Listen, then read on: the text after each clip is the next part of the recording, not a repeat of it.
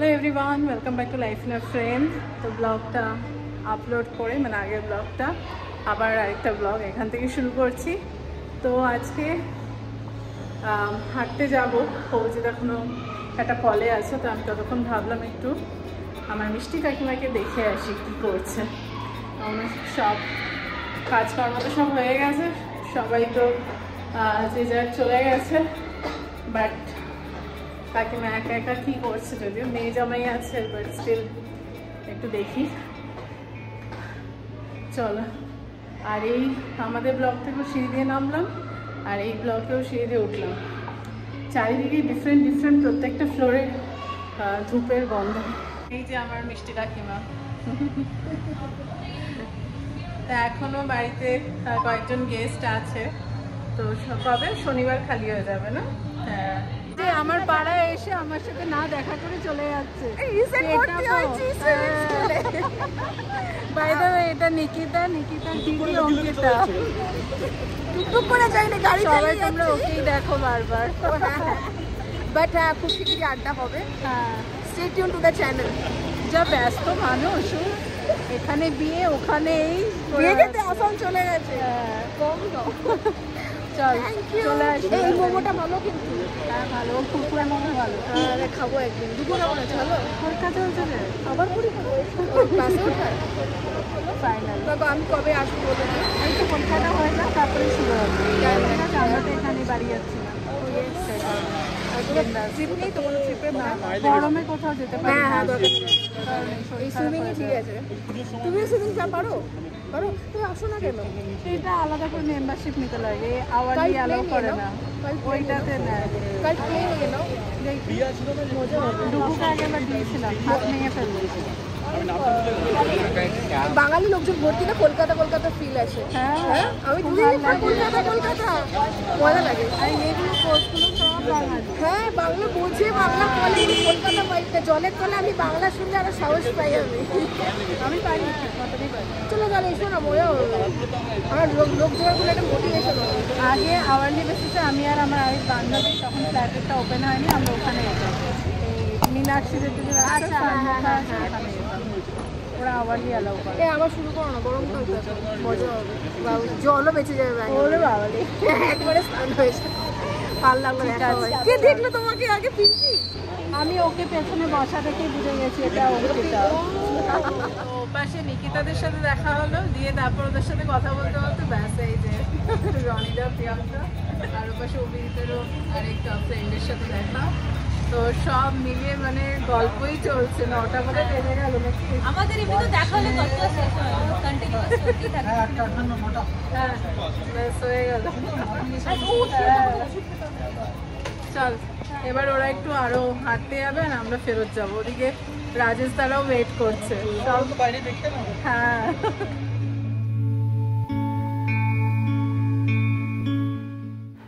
Good morning সবাইকে।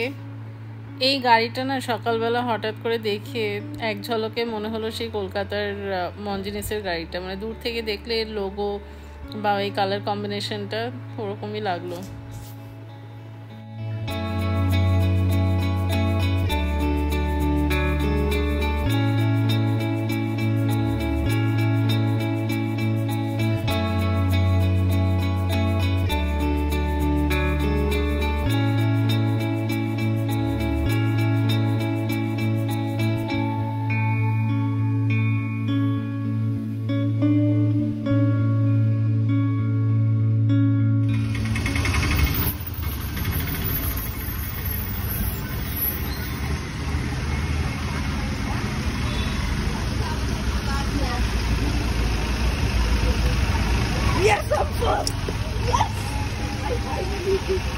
আচ্ছা, তোমার পাপা বাইরে গেল।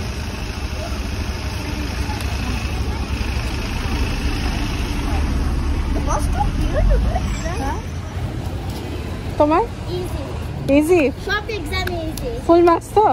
আর আপনার কেমন? Full marks. বাহ, চলো। তোমার বাবা বাইরে গেছে। I checked 10 times and I checked with my friends also. যা যা পড়ানো হয়েছিল সব এসছে তো? came even easier than that. I shouldn't have studied the textbook. Oh, is it? Oh, Nothing came from the textbook. sorry, I can't accept that.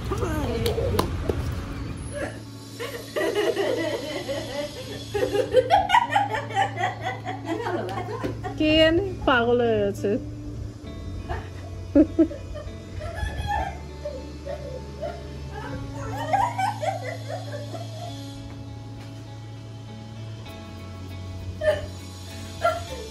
বন্ধ তো? কোন এক্সাম ছিল আজকে? এবার তাহলে নেক্সট ফ্রাইডেতে কি পরীক্ষা? Next Friday, SST. না না, এই ফ্রাইডেতে, ডে আফটার টুমরো। ইংলিশ। ঠিক আছে, চলো তাড়াতাড়ি করে নাও।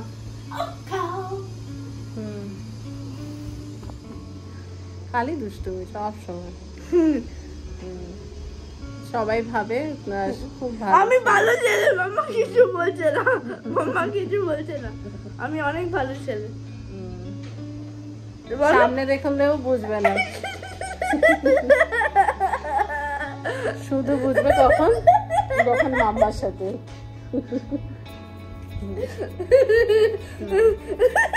চলো আবার চান করো। আমি ভেবেছিলাম ডুগুর স্কুল ছুটি পড়ে যাচ্ছে, টিফিন টিফিন বানাতে হবে না, শান্তি পুরো। এই এখন 2 মাস আরাম করবো। কি বলবো বলো, রোজ এখন শুরু হয়েছে, যেহেতু এক্সাম টাইম, হাফ ডে, এখন উল্টো বায়না শুরু হয়ে গেছে। কি বানাচ্ছ আজকে? চিকেন।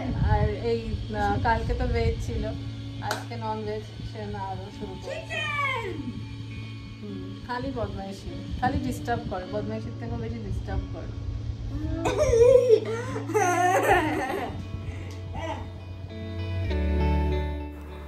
এপাশে আজকে কিছু বাজার এলো, বেশিরভাগটাই সবজি।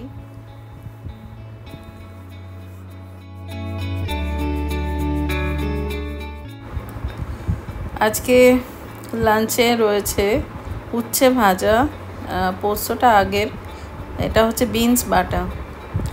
তো উচ্ছে ভাজার সাথে একটু ঘি খাবে বলে রাখা হয়েছে, সাথে নর্মাল শসা আর অমলেটের ঝোল। কেমন খাচ্ছ বিনস বাটা? বিনস বাটাটা? ও, হয়তো হলো আমার পটলের খোসা। দারুণ। তুমি পটলের খোসা আর মা ভেবেছে ঝিঙে বাটা। সবাই কনফিউজড, সবাই টেস্টের দিকে কনসেন্ট্রেট করছে, ওটা এখন ভুলে গেছে কি বাটা। দারুণ দারুণ। রেডি খাওয়া গেল কতটা। ফোন আসছে। অফিসের পর ঘুমিয়ে পড়েছিলাম আজকে, ভেবেছিলাম ঘুমাবো না, বাট সামহাও টায়ার্ড থাকি তো, মানে রাতের ঘুমটা পুরো হয় না, সেই কারণে। তো যাই হোক, না ঘুম থেকে উঠে ডুগুকে পড়ানো এসব তো হলো, তার সাথে এপাশে ওভিতে ফ্রুট জুস, ওদিকে চা, সব হলো আর কি। তা এখন সন্ধ্যেবেলা মাথায় লাগিয়েছিলাম পেঁয়াজের রস দিয়ে, চান টান করলাম, এখন চলে এসেছি কিচেনে। তো আজকে বানাচ্ছি বাটার গার্লিক প্রন আর হচ্ছে মাশরুম ফ্রাইড রাইস। তো সাথে থাকো, দেখতে থাকো, ভালোই লাগবে আশা করছি। চলো, আগে ভাতটা বসিয়ে দিলাম, তো চালটা আগেই ধুয়ে জল ঝরতে রেখে দিয়েছিলাম। তো এখানে জলটার মধ্যে একটু তেল আর একটু নুন দিয়েছি, যাতে একদম চালটা পুরো ঝুরঝুরে থাকে। তো চলো এটা হয়ে যাক, ততক্ষণ ওপাশের জোগাড়গুলো করি। এপাশে আগে বাটার গার্লিক প্রনটা বসিয়ে দিচ্ছি, তো ক্রিমি স্টাইলেই হবে। তো তার জন্য প্রথমে এমনি নর্মাল সাদা তেল নিলাম। তো তেলটা গরম হয়ে গেছে, আর এর মধ্যে অ্যাজ ইউজুয়াল আমি একটুখানি নুন দিয়ে দিলাম, যাতে প্রনটা যাতে দেবো না ছেটে। আর এপাশে দেখো প্রনটা আমি একটু জিঞ্জার গার্লিক পেস্ট, অল্প একটু সর্ষের তেল, নুন দিয়ে ম্যারিনেট করে রেখেছিলাম।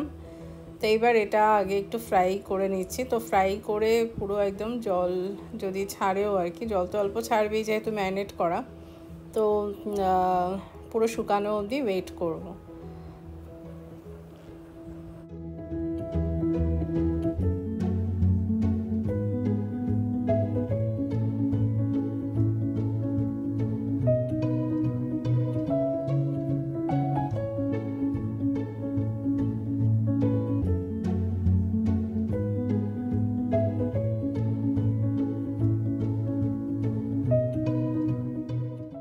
যেমনটা বললাম আজকে আমি বাটার গার্লিক প্রনটা ফ্রাইড রাইসের সাথে সার্ভ করব। তো সেই ফ্রাইড রাইসের জন্য প্রথমে তেলের মধ্যে আর কি বিন, গাজর, ক্যাপসিকাম আর পেঁয়াজ এগুলো ফ্রাই করে নিচ্ছি।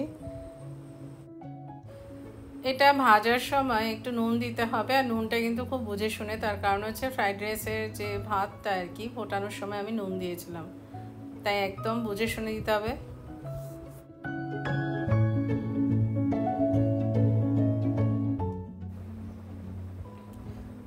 ওটা ভাজা হোক আর আমি ততক্ষণ এপাশে বাটার গার্লিক প্রনটা এবার এগোই একটু। তো দেখো এপাশে জল কিন্তু পুরো শুকিয়ে গেছে আর প্রনের কালারটাও খুব সুন্দর এসছে। এবারে প্রনটা একটু সাইড করে বাটার দিয়ে দিচ্ছি। তোমরা চাইলে পুরো প্রিপারেশনটা বাটারেও করতে পারো, মানে একদম স্টার্টিং থেকে। আবার এই প্রনটা শুকিয়ে যাওয়ার পর প্রনটা তুলেও করতে পারো। তো সাইড করে করাই যায় আরামসে, অসুবিধা হয় না। তো এই যে চপড গার্লিক পুরো দিয়ে দিলাম বাটারটার মধ্যে। এটা যেই একটু হালকা ভাজা শুরু হবে সাথে সাথে খুব সুন্দর একটা গন্ধ বেরোবে। আর দিয়ে দেবো বেশ অনেকটাই ধনেপাতা কুচি।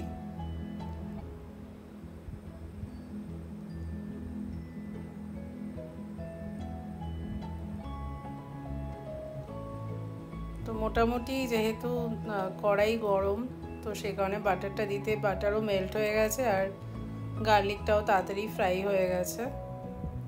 মানে একদম বার্ন্ট করব না, ওটার আবার ফ্লেভারটা আলাদা আসবে, তাহলে বার্ন্ট গার্লিকের ফ্লেভার। তো এই যে যেমনটা বললাম একটু বেশি করে ধনেপাতা দিয়ে দিলাম। এবারে পুরোটা মিশিয়ে নেব।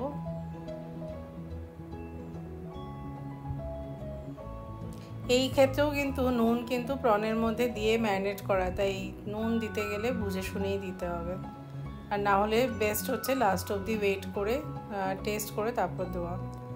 তো চলো এবার একটু সাঁড়াশি দিয়ে ধরে ভালো করে নাড়াই।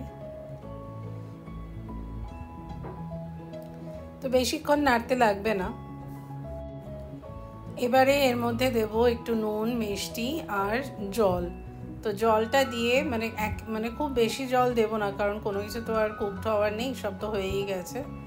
তো জাস্ট ওই একটুখানি গ্রেভি করার জন্য।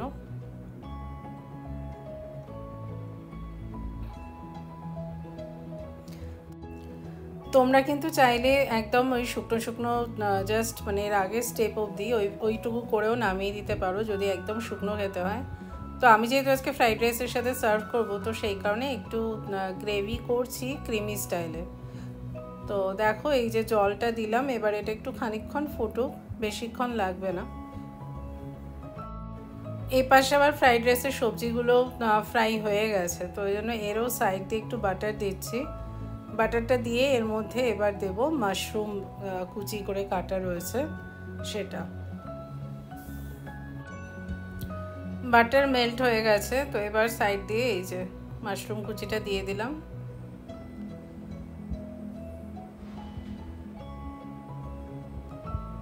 তো এবার এটা খানিকক্ষণ ফ্রাই হবে, তারপর বাকি সবজির সাথে মেশাবো। আর এটা ফ্রাই হয়ে গেলে আবার সাইড দিয়ে একটু আমি ডিমও দেবো, সেই কারণে এই ভুজিটাও করতে হবে। তো যাই হোক, ওটা মাশরুমটা ফ্রাই হোক, ততক্ষণ এদিকটা সামলাই। তো এখানে তোমার ঝোলটা বেশ ফুটে গেছে, তো আমি আগে একটু চামচ দিয়ে ঝোল তুলে নুন মিষ্টিটা দেখে নিচ্ছি ঠিক আছে নাকি।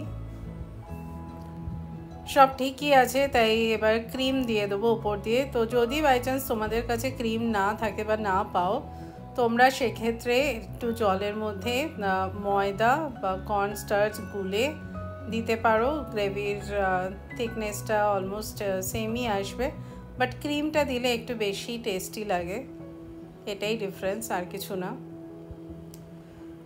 তো এই যে ক্রিমটা দিলাম, আর ক্রিম দিয়ে দেওয়ার সাথে সাথে গ্যাসটাও অফ করে দিলাম।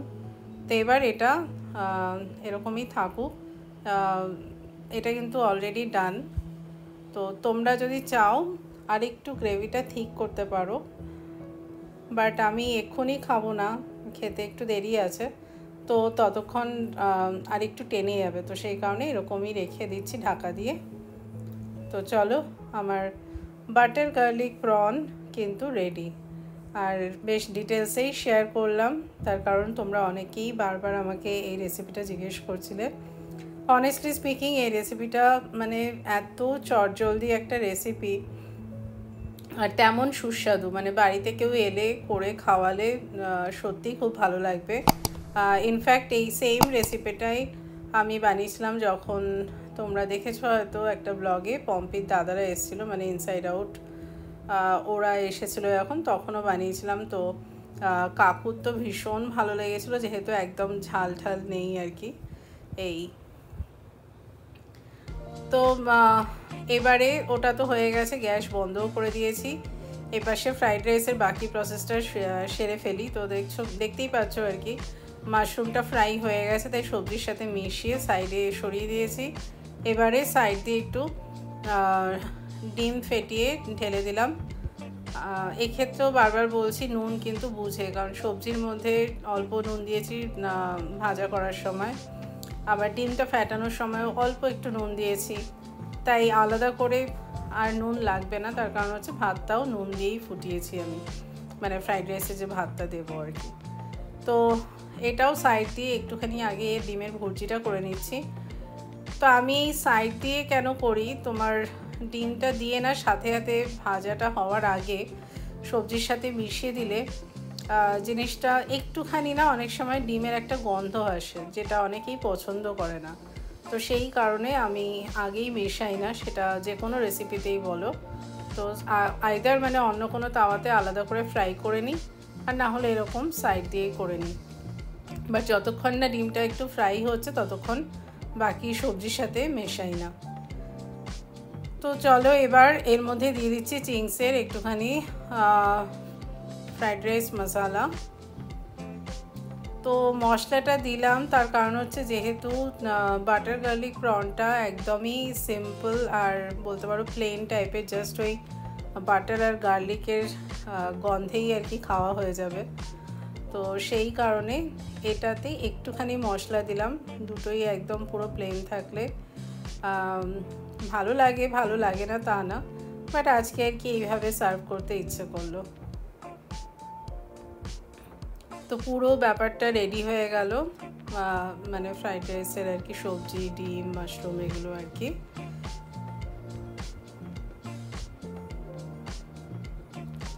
এবারে এই যে ভাতটা বানিয়ে ঝরতে দিয়েছিলাম জল, তো সেইটা এর মধ্যে দিয়ে দেবো অল্প অল্প করে। মাথায় রেখো হাতা বা খুন্তি কোনোটাই সেরকম শার্প এজে নিও না, নাহলে ভাতগুলো ভেঙে যাবে। আর ভাতটাও কিন্তু বুঝে শুনে মানে করো, কারণ হচ্ছে গলিয়ে ফেললেও মুশকিল, আবার বেশি শক্ত থাকলেও মুশকিল। তো এই আর কি। আর একবারে পুরো ভাতটা না দিয়ে একটু একটু করে মিশিয়ে নিলে ভালো, কারণ নাহলে তলার দিকে মশলাগুলো পুরো থেকে যাবে।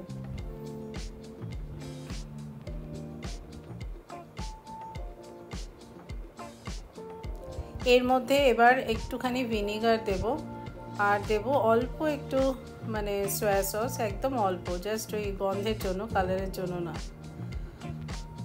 সয়া সসের কিন্তু একটা খুব সুন্দর স্মেল আছে, জানি না তোমাদের কতজনের ভালো লাগে।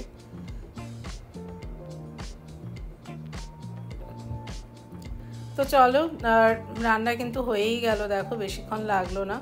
তো এটা জাস্ট মেশাবো, আর একটু নুন মিষ্টিটা আরেকবার দেখে নেব, অল্প একদম সামান্য একটু মিষ্টিও দিয়েছি আর কি।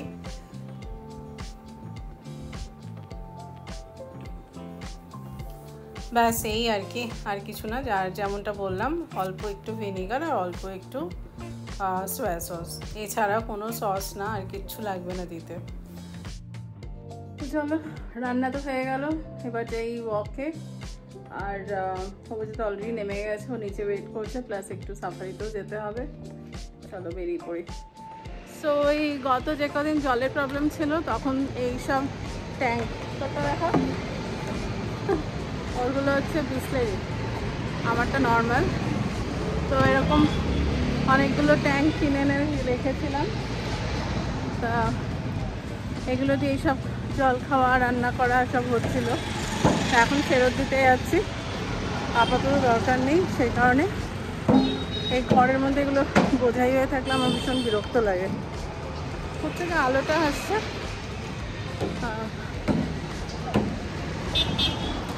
হয়ে গেছে বিল অ্যাডজাস্ট করানো, টুকটাক কেনাকাটিও ছিল, করে নিলাম। এদিকে ডুগু দৌড়ে গেছে বাবার কাছে বড়াপাও খেতে, আমি এসছি এই যে অ্যাজ ইউজুয়াল ফুচকা খেতে। হাঁটবে না, হাঁটবে না, এই যে দুজনে যাচ্ছে। আচ্ছা, এই যে আজকে দুপুরবেলা ঘুমিয়েছেন, আমার পেছন চাচ্ছে না, আমার এনার্জি বেশি হয়ে গেছে। আর অ্যাজ ইউজুয়াল বেরিয়েছিলাম, এসব করে ঠেলে ফুচকা তো হাফ প্লেটই খেলাম, তারপরে আবার বন্ধুদের সাথে দেখা, সব দাঁড়িয়ে গল্প করে, মানে ওপর থেকে নিচে নামা মানেই আটকে যাবো। কেমন হয়েছে?